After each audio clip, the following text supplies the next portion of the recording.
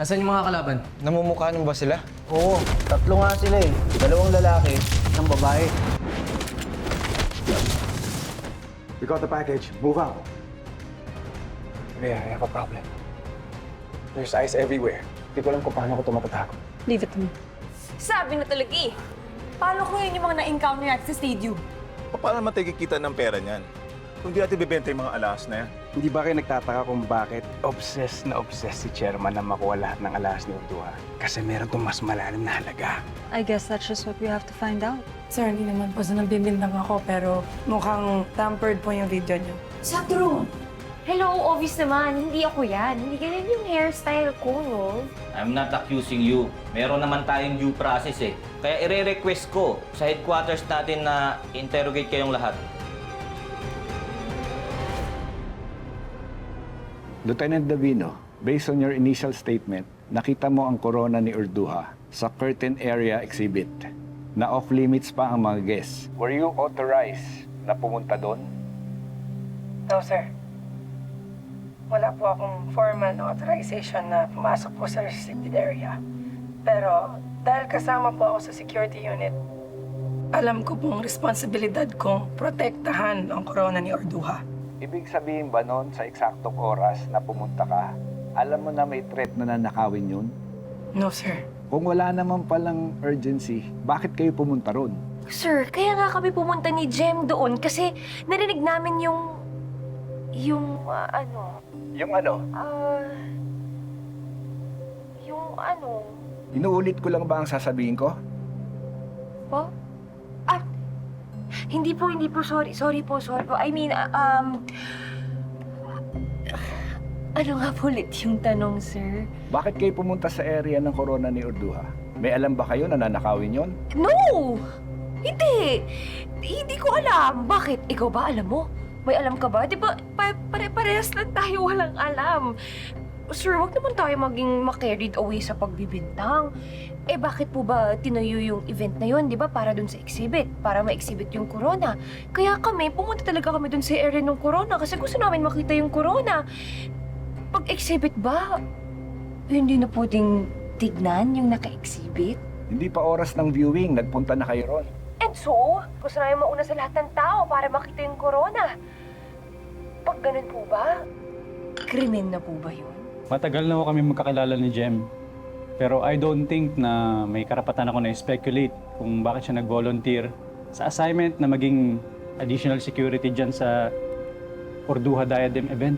Gaano katagal na kayo magkakilala? Simula pa ako nung college kami sa Philippine National Police. Mabuti ang tao si Jem. Dedicated na police officer.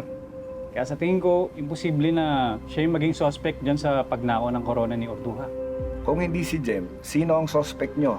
Wala po akong alam dyan. Inosente po ako. Sir, kung inosente sila, mas inosente po ako. Nasa labas po ako ng museum nung nangyari yung nakawan.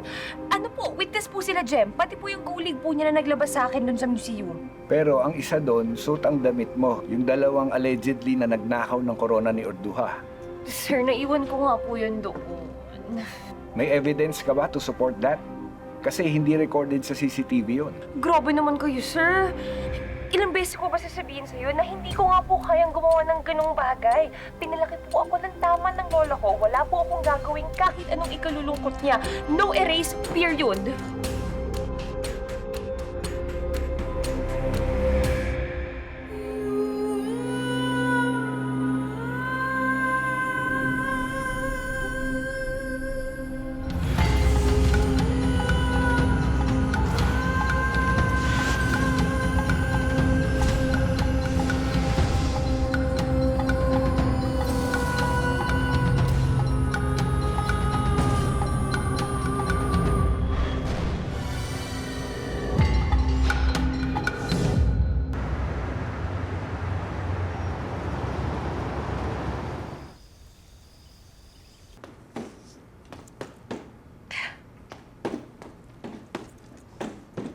Lagpas na ng 1 linggo.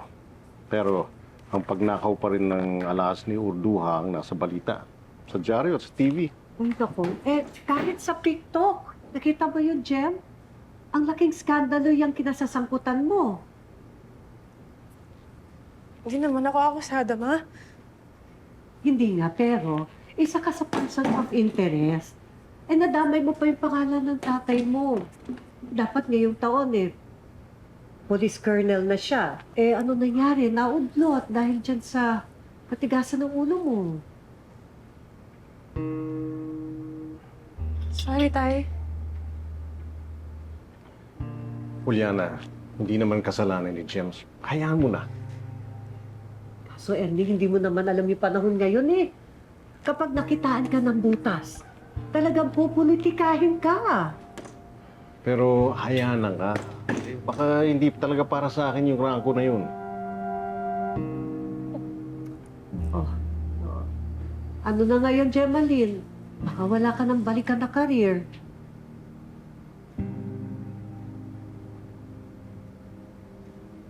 Yun naman yung gusto mo, di ba, Nay? Tay, sorry Nay, I'm sorry. Sorry na dinumihan ko yung pangalan ng pamilya natin. Pero wala po talaga akong kasalanan. Hindi po talaga sinadyang... talaga ako kasalanan, Tay. Tana. At sorry na. Sorry na sa mga nasabi ng nanay mo. Che, tama ka na nga kung nag-apologize para sa akin. Jim, ayokong magpulis ka. Pero, mas ayoko yung nakikita kong nasasaktan kang ganyan. Oh. Tana, Jim. Hindi mo, basahan ng uniform ko sa tears mo. Saka, wala na sa akin yun. Ang importante, tapos na yun. At sana, sarado na ang kaso ng corona ni Orduha.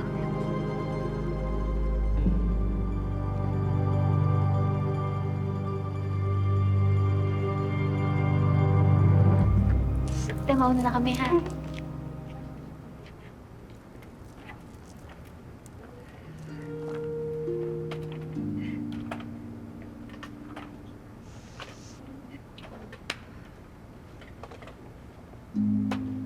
Ay, kuya. Ako na po. Sige po.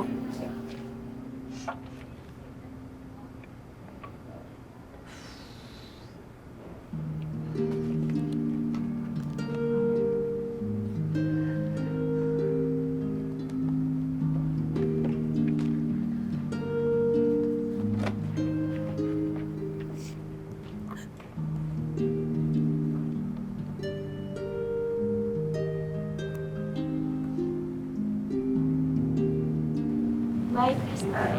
Mag-ingat ka lagi. Crystal, huwag mo kami kakalimutan, ha?